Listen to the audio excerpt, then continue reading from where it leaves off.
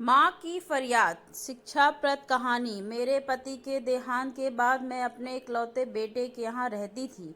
मेरी बहू का एक अलग ही स्वरूप मुझे देखने को मिला, साथ ही बेटे का भी। दोनों के मन में क्या है मैं अच्छे से जानती हूँ। वो चाहते हैं कि मैं वृद्धा आश्रम चली जाऊं। उनके जाने के बाद मुझे यह सब देखना और सुनना पड़ेगा, इसका मुझे अंदाजा भी नहीं था। पर मैं मन मनाकर अपने बेटे और बहू की बातें सुनकर भी यहाँ रहती हूँ। क्योंकि मुझे मेरे पोते और पोती दिखाई देते हैं। उनकी झलक पाकर मुझे सुकून मिलता है।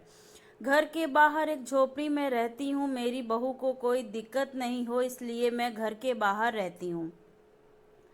समय समय पर थोड़ा राशन दे देता है तो मैं अपना खाना बनाकर खा लेती हूँ। मैंने अपने बेटे को कह दिया है कि मेरी वजह से उन दोनों को कोई दिक्कत नहीं होगी। बस मुझे यही रहने दें, इसी घर में मुझे मर जाने दें, बस मैं यही चाहती हूँ। मैं अपने आप को खुशकिस्मत समझती हूँ कि मेरे बेटे और बहू कम से कम मेरे लिए तो इतना कर रहे हैं। मेरा बेटा सुबह 10 बजे नौकरी जाता है और बच्चे भी उसी समय स्कूल जाते हैं। फिर शाम को 5 बजे मेरा बेटा वापस आता है। बच्चे 2 बजे आते हैं। उन्हें आते जाते देखकर मुझे सुकून मिलता है। मेरे पति के दोस्त, जब कई दिनों के बाद मेरे पति के दोस्त थे, उनकी पत्नी का भी स्वर्गवास हो गया था। उस समय पर वो हमारे घर पर आया करते थे। उनसे हमारे अच्छे रिश्ते थे। उनका घर हमारे घर से थोड़ी दूरी पर था। पैरों में समस्या हो गई थी, ठीक से चल भी नहीं पाते थे। वो बड़े दिनों बाद मेरे यहाँ आए। मुझे उन्हें देखकर बड़ा अच्छा लगा। उनका हाल भी मेरी तरह ही था। बच्चे अब उनसे भी परेशान थे।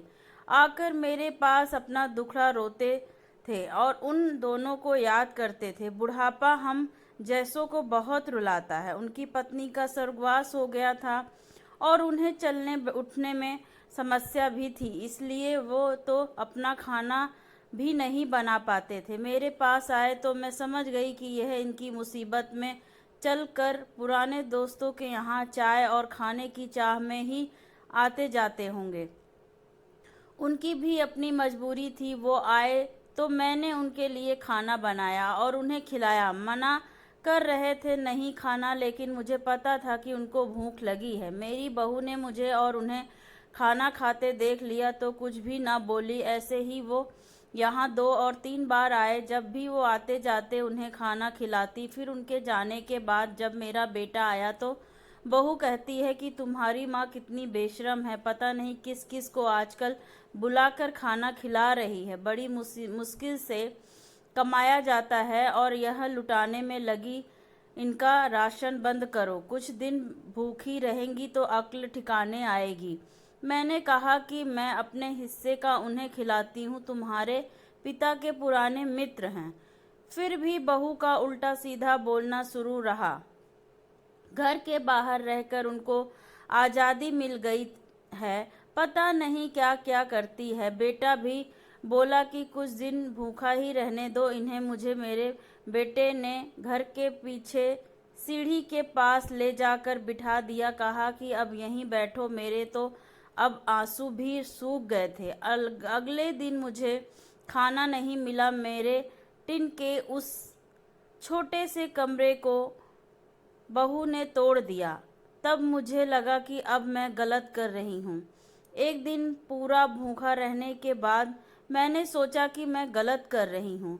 मुझे अब अपने बेटे के यहाँ नहीं रहना चाहिए और शायद गलती भी मेरी ही है। मेरी ही परवरिश में कोई कमी रही है, तभी तो यह परिणाम आया है। अगली सुबह मैंने अपने बेटे को कहा कि मुझे वृद्धा आश्रम छोड़ आ। अब मैं तुम दोनों को ज़्यादा परेशान नहीं करना चाहती। बहू ने कहा कि एक दिन भूखी रही तो अक्ल ठिकाने आ गई ना। बेटे के चेहरे पर भी अजीब सी खुशी सी थी। जल्दी से तैयार हो गया, मुझे छोड़ने के लिए तैयार हो गया।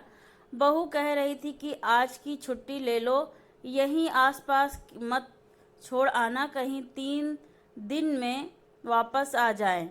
मैंने अपनी बहू से कहा कि बेटी चिंता मत कर, मैं अब नहीं आऊँगी। मैंने अपने पोता पोती को गले लगाया। मुझे पता था कि अब मिलना नहीं हो पाएगा। बेटे को भी चाहती थी कि एक बार जी भर के गले लगा लूं, लेकिन वो बोला चलो जल्दी करो। मैंने बहू को कहा बेटी अपना ध्यान रखना। मेरा बेटा मुझे छोड़ आया। वहां आकर मैंने देखा कि मेरी तरह कई हैं।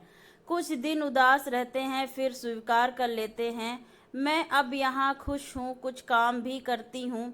मैं चाहती हूँ कि ऐसा किसी के साथ ना हो, लेकिन ऐसा कब किसके साथ हो जाए कोई बता नहीं सकता। लेकिन माँ बाप को ऐसे समय के लिए भी तैयार रहना चाहिए। बस बच्चों को पाल कर बड़ा कर दो, उनसे कुछ उम्मीद मत रखो। यह कहानी आपको कैसी लगी कमेंट करके ज़रूर बताएं। वीडियो अच्छा लगा हो तो लाइक करें, सब्सक्राइब करें, शेयर करें। वीडियो देखने के लिए धन्यवाद। आपने इस कहानी से क्या सीख ली ज़रूर हमें कमेंट बॉक्स में बताएं। Thank you.